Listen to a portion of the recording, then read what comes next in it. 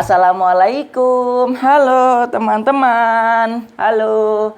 Kali ini Abi Hanif dan Hanif akan bercerita tentang Nabi Ismail dan ayahnya Nabi Ibrahim dengan judul Kurban yang Besar. Sebelum memulai cerita, ayo kita berdoa terlebih dahulu. Bismillahirrahmanirrahim. Rabbi zidni ilman warzuqni fahman. Ya Allah, berikanlah aku ilmu dan rizki akan kefahaman. Kita mulai ya teman-teman. Kurban yang amat besar. Tidak ada satupun pahala yang terlewat jika seseorang berkorban di jalan Allah Subhanahu wa Ta'ala. Nabi Ibrahim alaihissalam memperoleh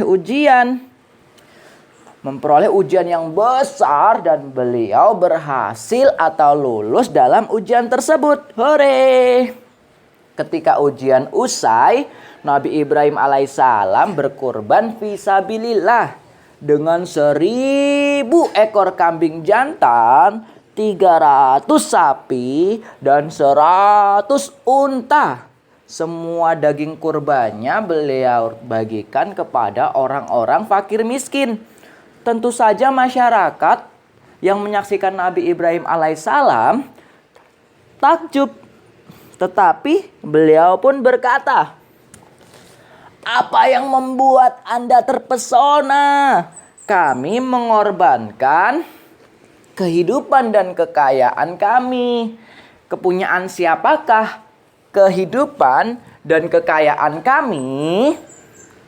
Jika Allah memberiku seorang anak laki-laki, aku akan mengorbankannya pula demi kebenaran. Begitu teman-teman. Ternyata akhirnya Nabi Ibrahim alaihissalam memiliki anak laki-laki dari istrinya, Siti Hajar. Setelah sekian lama menginginkannya. Jadi Nabi Ibrahim belum dikaruniai seorang putra pun begitu lama. Allah Subhanahu wa Ta'ala menganugerahkan Ismail kepada Nabi Ibrahim. Nah, Allah Subhanahu wa Ta'ala pun menguji kebenaran dan janji Nabi Ibrahim yang pernah diucapkannya tempo hari.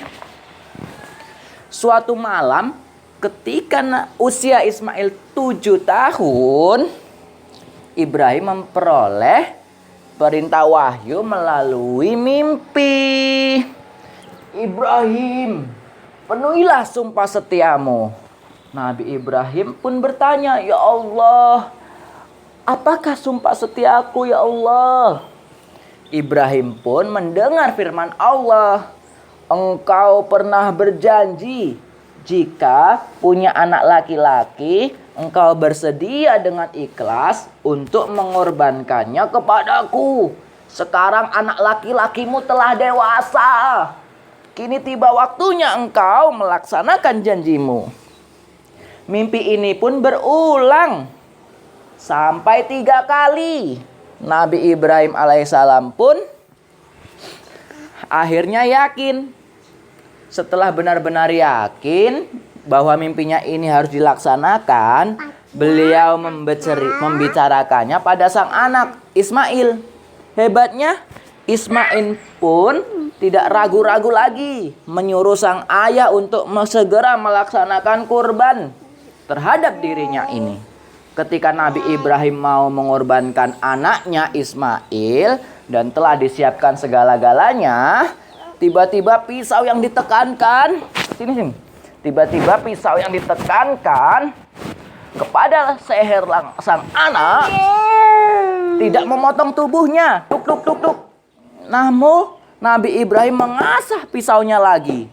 Namun ketika mau digunakan untuk menyembelih Ismail, terasa tumpul lagi. Karena penasaran, beliau pun menghantamkan pisaunya Di antara batu-batu besar dan batuan itu pun terbelah menjadi dua.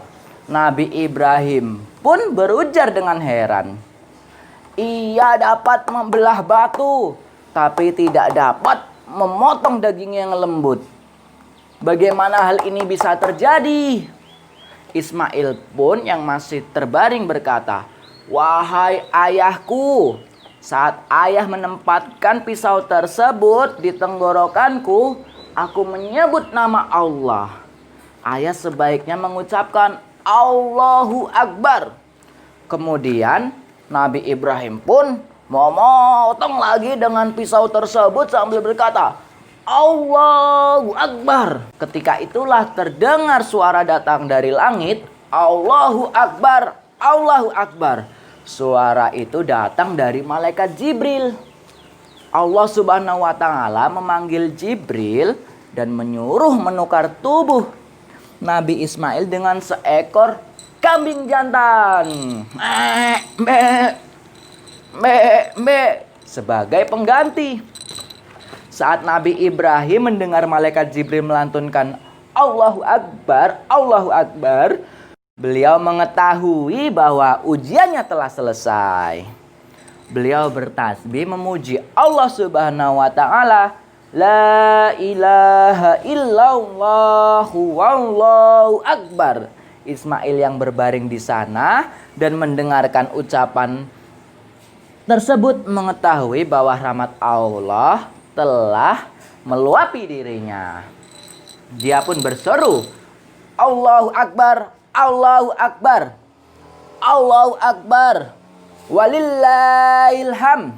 Allah Subhanahu wa Ta'ala memuji dan menjunjung tinggi kekasihnya Nabi Ibrahim alaihissalam yang telah membenarkan mimpinya. Jadi seperti itulah teman-teman kisah Nabi Ismail dan ayahnya Nabi Ibrahim. Sehingga Nabi Ismail dan Nabi Ibrahim menjadi tauladan yang baik dalam berkurban. Kelak nanti pada saat Hari Raya Idul Adha, jangan lupa ya teman-teman, kita semua melaksanakan syariat berkurban. Berikan kurban terbaik. Sudah teman-teman, dadah. Assalamualaikum. Sampai berjumpa lagi di kisah selanjutnya. Dadah. Dadah.